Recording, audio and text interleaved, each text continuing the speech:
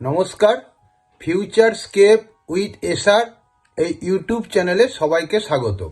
আজকে আমি এনএমএমএসই পরীক্ষার স্কলাস্টিক অ্যাপটিটিউড টেস্ট স্যাটের ম্যাথামেটিক্স পোর্শনটা আবার আলোচনা করব। এটা ম্যাথামেটিক্স পোর্শনের দ্বিতীয় পার্ট। এর আগেও আমি এই পরীক্ষার দুটি ভিডিও পাবলিশ করেছি। এটি হলো তৃতীয় পার্ট এবং আগেকার দুটিও খুব ভালো করে দেখতে হবে এবং এই ম্যাথামেটিক্সের এই পার্টটিও আবার দেখতে হবে। তার কারণ আমার যেটুকু অভিজ্ঞতা তাতে আমি দেখেছি এই কম বেশি প্রায় সব ছাত্রই এই ম্যাথামেটিক্স পোর্শনটার যে 20টি কোশ্চেন থাকে তাতেই সবচেয়ে কম স্কোর করে। সেই জন্যেই আমি এই পার্টটির ওপর বেশি জোর দিচ্ছি। ছাত্রছাত্রীরা যদি খুব ভালো করে মন দিয়ে শুনে এই অঙ্কগুলি ঘরে প্র্যাকটিস করে তাহলে আশা করি স্কোর একটু বাড়বে বা বাড়ার সম্ভাবনা অনেকটাই বেশি। আর আগামী দিনে এই পরীক্ষা নিয়ে আমি আরও দু একটা ভিডিও দেব, সেই জন্য সবাই অবশ্যই ভিডিওটি শেষ পর্যন্ত দেখবে এবং অবশ্যই সাবস্ক্রাইব করে রাখবে, যেহেতু পরবর্তী ভিডিও পাবলিশড হলেই তোমাদের যাতে নোটিফিকেশন যায়। তো আজকে ম্যাথামেটিক্সের পরিমিতি পোর্শনটা একটু আলোচনা করব। যে ধরনের অঙ্ক আসার সম্ভাবনা আছে বা যেগুলি দেখে যেতে হবে সেটি হলো রম্বসের ক্ষেত্রফলের সূত্র জানতে হবে। রম্বসের ক্ষেত্রফলের সূত্র হলো হাফ ইন্টু কর্ণদ্বয়ের গুণফল। এইখানে রম্বসের সুতরাং রম্বসের কর্ণের মান দিয়ে দিল, বা এমন হতে পারে অঙ্কটায় রম্বসের ক্ষেত্রফল দিয়ে দিল, এই রম্বসের একটি কর্ণের মান দেবে আর রম্বসের একটা বাহুর মান দিয়ে দেবে। ঠিক আছে, একটা কর্ণ একটি বাহু, তাহলে রম্বসের ক্ষেত্রফলে যেহেতু দুটি কর্ণ প্রয়োজন হয়, সুতরাং রম্বসের একটি অতি গুরুত্বপূর্ণ একটি সূত্র বলে দিচ্ছি। অপর কর্ণ বার করা একটা সূত্র আছে, রুটের ভিতর 4a² - d²। এ মানে হচ্ছে বাহু, ডি মানে হচ্ছে ডায়াগোনাল কর্ণ। তাহলে রম্বসের একটি কর্ণ এবং একটি বাহু দেওয়া থাকলে অপর কর্ণ বার করার ভালো নিয়ম হচ্ছে √4a² - d²। তাছাড়াও ছবি এঁকে রম্বসের কর্ণদ্বয়কে ধরে সমকোণী ত্রিভুজ ধরেও কিন্তু লম্ব স্কয়ার প্লাস ভূমি স্কয়ার ধরেও রম্বসের অপর একটি কর্ণ বার করা যায়, কিন্তু সেটা একটু লেন্দি হয়ে যায়। সুতরাং রম্বসের কর্ণ বার করার সূত্র হচ্ছে রুটের ভিতর 4a² - d²। এছাড়া সমকোণী সমদ্বিবাহু ত্রিভুজের পরিসীমা ও ক্ষেত্রফল সম্পর্কে দেখে রাখতে হবে অঙ্ক। সমকোণী সমদ্বিবাহু ত্রিভুজের ক্ষেত্রে যেমন পরিসীমা হয় 2a + b। এটা হচ্ছে সমান বাহুদের দৈর্ঘ্য, বিটা অতিভুজ। এইটা হচ্ছে সমকোণী সমদ্বিবাহু ত্রিভুজের পরিসীমা। সমকোণী সমদ্বিবাহু ত্রিভুজের তার সঙ্গে এই সমকোণী সমদ্বিবাহু ত্রিভুজে অঙ্ক করার ক্ষেত্রে যে সূত্রটি লাগে, লম্ব স্কয়ার প্লাস ভূমি স্কয়ার সমান অতিভুজ স্কয়ার, এমনি করে অতিভুজটা বার করে নিতে হয়। আর সমান বাহুদের তো একটির মান দেওয়া থাকলেই বোঝা যাবে। আরও একটি হচ্ছে সমবাহু ত্রিভুজের ক্ষেত্রফলের সূত্র দিয়েও অঙ্ক থাকতে হবে বা জানা দরকার। সমবাহু ত্রিভুজের ক্ষেত্রফলের সূত্র হলো √3/4a²। √3/4a², এটা হলে এ মানে হচ্ছে বাহু। আর তাছাড়াও যেটা আরও কিছু অঙ্ক দেখে যেতে হবে, অনুরূপ কোণ, অন্তস্থ কোণ ও বহিস্থ কোণের মধ্যে সম্পর্কের উপরে ছোট ছোট অঙ্ক দেখে যেতে হবে। অন্তস্থ কোণ ও বহিস্থ কোণ, এই অন্তস্থ কোণ ও বহিস্থ কোণ দিয়ে তো অঙ্ক থাকবে, অবশ্যই থাকবে।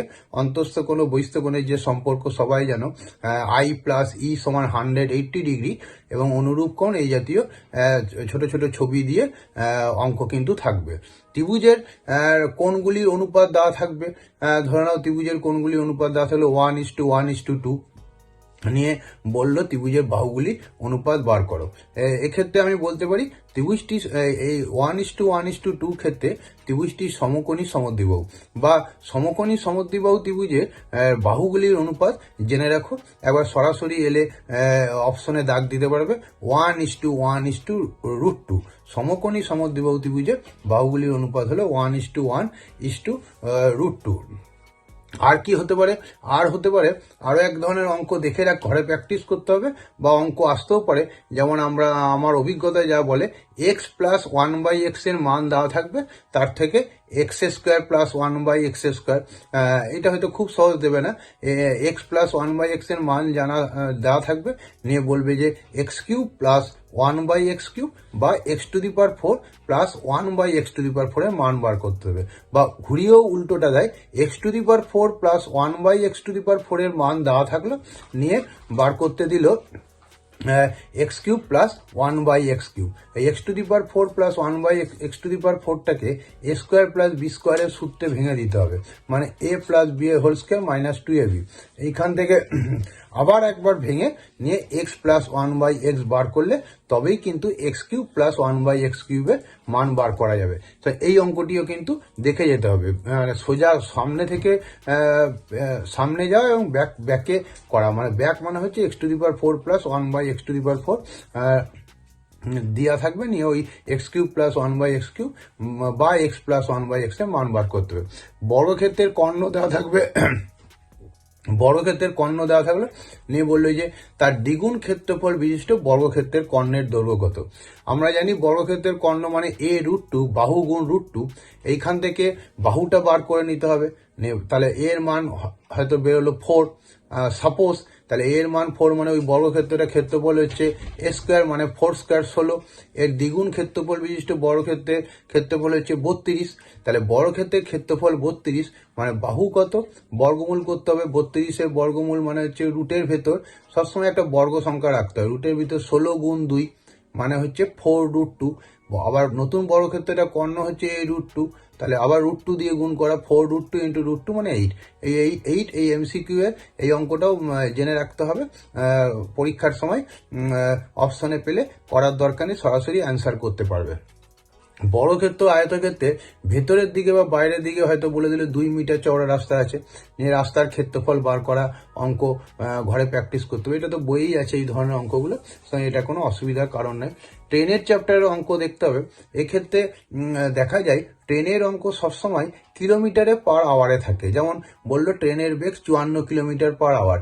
ট্রেনের অঙ্কে ট্রেনের বেগকে সবসময় প্রথমেই বেগটাকে মিটার সেকেন্ডে আনতে হয়। কেন? অঙ্কে অন্যান্য যে এককগুলি থাকে সেগুলো মিটার বা সেকেন্ডে থাকে, সুতরাং ট্রেনের বেগকে কিলোমিটার পার আওয়ারকে মিটার সেকেন্ডে আনার জন্য একটা নিয়ম বলে দেওয়া যায়, সেটা হলো সর্বদা 5/18 দিয়ে গুণ করবে। ট্রেনের বেগ কিলোমিটার পার আওয়ারকে যদি 5/18 দিয়ে গুণ করা যায়, তাহলে সরাসরি বেগটা মিটার পার সেকেন্ড সে চলে আসতে পারে।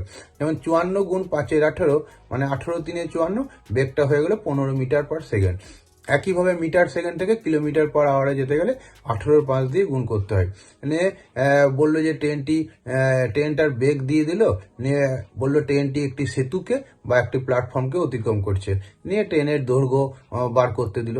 এই অঙ্কগুলো বইয়ে আছে, এই অঙ্কটা দেখতে হবে। শুধু একটুকু বলে দিলাম, কিলোমিটার পার আওয়ারকে 5/18 দিয়ে গুণ করলে মিটার সেকেন্ড এককটি পরিবর্তিত হয়।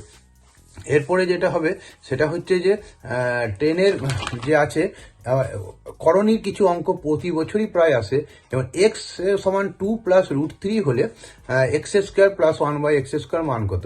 এক্ষেত্রে বলে রাখা ভালো, x সমান 2 প্লাস √3 মানে তোমরা সরাসরি লিখতে পারবে 1/x মানে 2 মাইনাস √3। যদি x এর মান থাকতো 2 মাইনাস √3, তাহলে 1/x এর মান হতো 2 প্লাস √3। নিয়ে x প্লাস 1/x বার করে তারপরে সূত্র প্রয়োগ করতে হবে। আবার অনেক সময় এরকম বর্গমূল দেয়, x সমান 4 প্লাস 2√3 আছে, নিয়ে √x এর মান কত, বা √x প্লাস 1/√x এর মান কত। এই ধরনের বর্গমূলগুলো অসুবিধা হয়, x সমান 4 প্লাস √3 বা x সমান 7 প্লাস 4√6, এরকম আছে 5 প্লাস 2√6, নিয়ে √x এর মান। কতগুলো ফিগার আমি বলে দিলাম, 4 প্লাস 2√3, 5 প্লাস 2√6। এটা কিছুই না, রুটের ভেতরের সংখ্যাটাকে এমন দুটি সংখ্যার গুণফলের আকারে প্রকাশ করতে হবে যাদের যোগফল প্রথমটা হয়। যেমন 4 প্লাস 2√3, এই 3টাকে লিখতে হবে 3 গুণ 1। কেন 3 গুণ 1? 3 প্লাস 1 4 হবে। আমি কি বলছি, যাদের যোগফলটা প্রথমটা হয় 3 গুণ 1। এবার 3 প্লাস 1 মানে 3 বর্গমূল হচ্ছে √3, 1 এর বর্গমূল তো 1, তাহলে √x হয়ে গেল √3 প্লাস 1। তাহলে 1/√x কত? √3 মাইনাস 1। তাহলে এইটা তো এমনি করেও বর্গমূলগুলো খুব সহজে করা যায়, মুখে মুখেও করা যায়। 5 প্লাস 2√6 এর ক্ষেত্রে 6কে লিখতে হবে 3 গুণ 2, মনে মনে ধরে নিতে হবে, তাহলে কেন 3 প্লাস 2 5 হয়।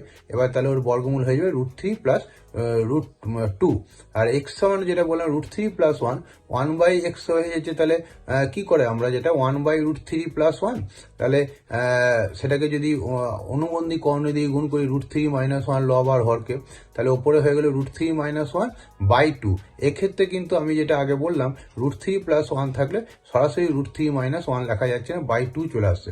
তবে ম্যাক্সিমাম ক্ষেত্রেই কিন্তু বেশিরভাগ ক্ষেত্রেই যেটা এক্স এর মান দেওয়া থাকে সরাসরি মাইনাস করেও লেখা যায়। এরকম 2-1 জায়গায় ব্যতিক্রম হয় বলে আরেকবার রিপিট করে দিলাম। ও যদি অনুপাতের অঙ্ক থাকে, হয়তো এলো x:y = 2:3 হলে 6/7 + x - y/x + y এর মান কত। এরকম অনুপাতের অঙ্ক থাকলে সরাসরি মান ধরে নেবে, x এর মান 2, y এর মান 3, নিয়ে যে রাশিমালাটার মান বার করতে দিয়েছে সেটা বসিয়ে দেবে। মানে আমি যেটা বলতে চাইছি, কে ধরা দরকার নাই, অহেতু অঙ্কটা বড় হবে, জটিলতা বাড়বে। তাহলে অনুপাতের মান থাকলে a:b = 3:4, মানে a এর মান 3, b এর মান 4 বেশি, এই কম্পিটিটিভ পরীক্ষার অঙ্কগুলি সরাসরি করা যাবে। আবার একটা অঙ্ক আছে, সেটা হচ্ছে যে হয়তো আমি একটা সংখ্যা বললাম, আপাতত একটু কাল্পনিকভাবেই বলছি, 945*8 নিয়ে বলে এই সংখ্যাটি 9/11 দিয়ে বিভাজ্য হবে। স্টারের মান কত? 9 দিয়ে বিভাজ্যতার নিয়ম হচ্ছে ডিজিটগুলির যোগফল যদি 9 দিয়ে বিভাজ্য হয়, তাহলে হোল নাম্বারটি 9 দিয়ে বিভাজ্য হবে। তাহলে ওই 9, 4, 5, 8 এগুলো যোগ করে দেবো, নিয়ে দেখা গেলো যে 25 হলো। তাহলে আমি বলছি 9 দিয়ে বিভাজ্য মানে স্টারের মান 2 হবে। ভিডিওটি প্রত্যেকটি কথা খুব মন দিয়ে শুনলে তবেই কিন্তু অঙ্কটা অনেক সহজ হবে। আর 11 দিয়ে বিভাজ্যতার নিয়ম কি? সেটা হচ্ছে জোড় স্থানের সংখ্যাগুলির যোগফল এবং বিজোড় স্থানের সংখ্যাগুলির যোগফল সমান হবে স্থানের যোগফল, আমি বলছি প্লেস, সমান হবে অথবা উহাদের অন্তর 11 দ্বারা বিভাজ্য হবে। এমনি করে স্টারের মান বার করা যায়। আরেকটি কি হবে, সেটা হচ্ছে যেমন সূচকের চ্যাপ্টার থেকে অঙ্ক আসবে, বারবার বলছি, যেমন আমি একটি অঙ্ক বলি, রুটের ভিতর 2n = 64 হলে n এর মান কত। অনেকেই পারবে, তার রুটটা তুলে দিতে হবে, n/2 হয়ে যাবে।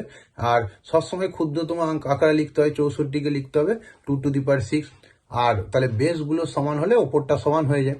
তাহলে এইটা রুটের ভেতর 2n = 64, অঙ্কটা ফিগারটা মনে রাখতে হবে। আরেকটি অঙ্ক আমি বলতে পারি, m⁴ = 121 হলে m/1 m-1 to the power n plus 1, m-1 to the power n plus 1, m⁴ মানে 121, 121কে লিখতে হবে 11 স্কোয়ার। তাহলে m এর ভ্যালু 11, n এর ভ্যালু 2, নিয়ে ওইখানে বসিয়ে দিয়ে মান বার করা যাবে। m⁴ n = 121, m-1 to the power n plus 1। ভগ্নাংশের লসাগু গসাগু দেখে রাখতে হবে। আরেকটি সূচকের অঙ্ক বলতে পারি, 10⁻²y = 25 হলে 10⁻y এর ভ্যালু কত। 10⁻² মানে 10⁻y হোল স্কোয়ার, সমান 25 মানে 5 স্কোয়ার, তাহলে 10⁻y সমান হয়ে গেল 5। আবার আরেকটি অঙ্ক আমি উল্লেখ করতে পারি, যেমন দুটি সংখ্যা একটি তৃতীয় সংখ্যার থেকে 20% এবং 25% বেশি হলে প্রথম সংখ্যাটি দ্বিতীয় সংখ্যাটি কত শতাংশ। এই ধরনের অঙ্কগুলি 20% ও 25% বেশি মানে 120/150, 20% বেশি মানে 100 যদি দ্বিতীয় সংখ্যাটা হয়, তাহলে 20% বেশি 120/150 × 100 সরাসরি করে দেওয়া যায়। এরকম বিভিন্ন ধরনের অঙ্ক দেওয়া হচ্ছে। যেহেতু অঙ্কটা সমস্যা করে, ভিডিওগুলি যদি ভালো করে শোনা যায়, আগেকার ভিডিওগুলিও যদি ভালো করে শোনা যায়, আশা করি পরীক্ষায় সাফল্য পাবে। এবং অবশ্যই সাবস্ক্রাইব করে রাখবে, তাহলে আগামী আরও কিছু ভিডিও দেওয়ার ইচ্ছা আছে, তোমরা অবশ্যই তাতে উপকৃত হবে।